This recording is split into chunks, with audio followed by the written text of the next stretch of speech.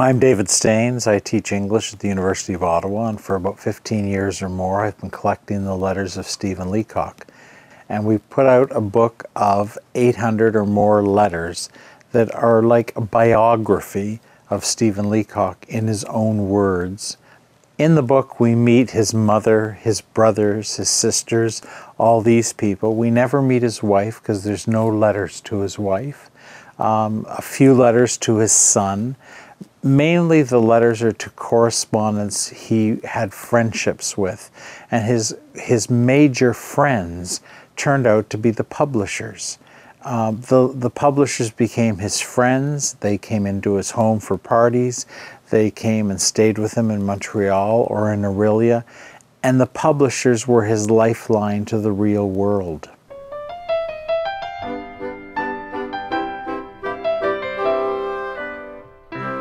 The letters of Stephen Leacock indicate strongly to the informed reader that Leacock was a humorist, not by nature but by profession, by vocation. He was a great humorist. He was the world's leading humorist in English from about 1910 to 1930.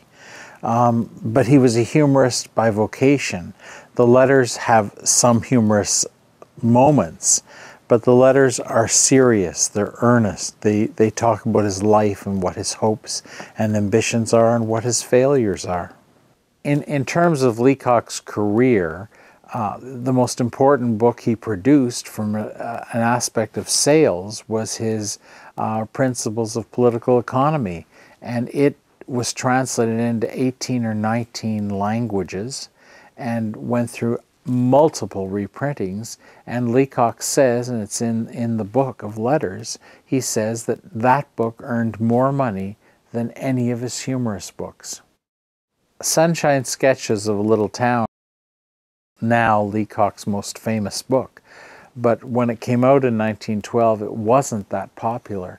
It was the least popular of all his early books, because if you look at certain 1917, 1918 titles, they will have ads in the back for all his earlier books, and it will say 16th printing of, 14th printing of, 13th printing of, and Sunshine Sketches will be much, much smaller. Sunshine Sketches was his purely Canadian book, and that meant that it didn't have that kind of mass sales in the United States and England.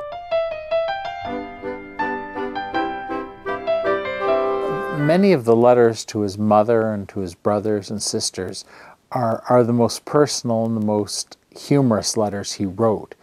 He wrote them, and these are conversations with the person to whom the letter is addressed, and they're ribald, they're very comical.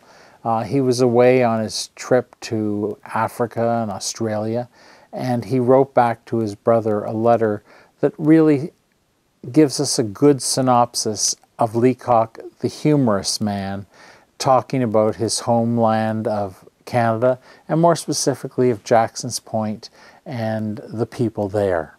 This is a letter to his brother, Charles, and he says, "When we were in Perth, we met a Mrs. Ridsdale, whose name used to be Miss Irwin, and who came from Barrie. She's about 50 to 60. She heard that we were from Canada and came over to call on us and talked of Barrie and the lake and Sutton and the Andersons and the Sibylds and all the people of 30 years ago, with a pathetic interest known only to those who live in exile. She had heard no news of Sutton for years and years, knew of Mrs. Roderick's death, but of nothing since.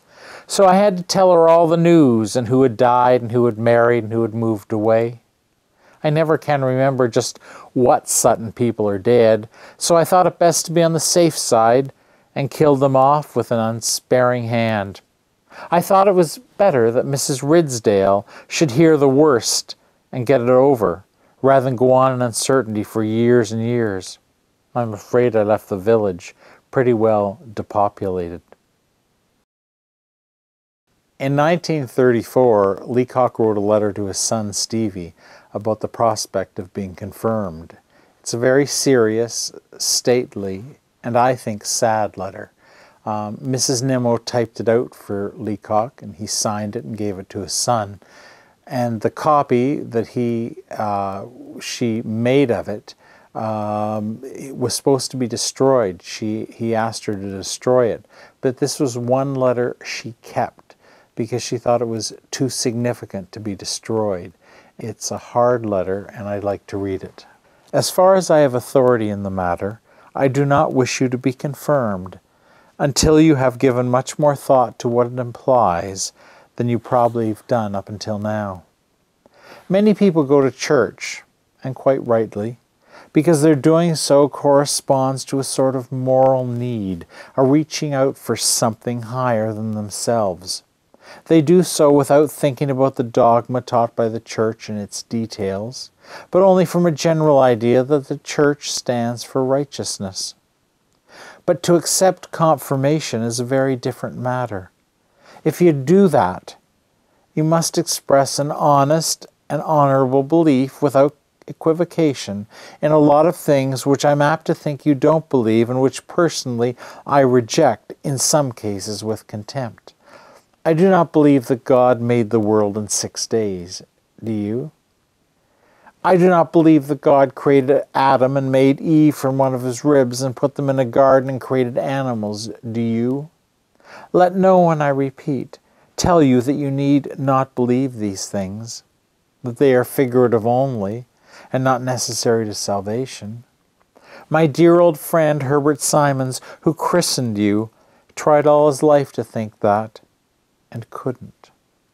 Those who can believe these things are happy in the comfort of them, and die happy in them, as Mother did a few days ago.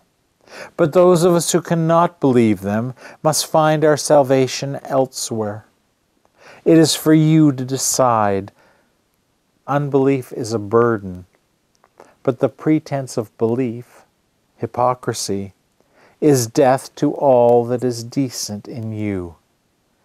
Your affectionate father, Stephen Leacock.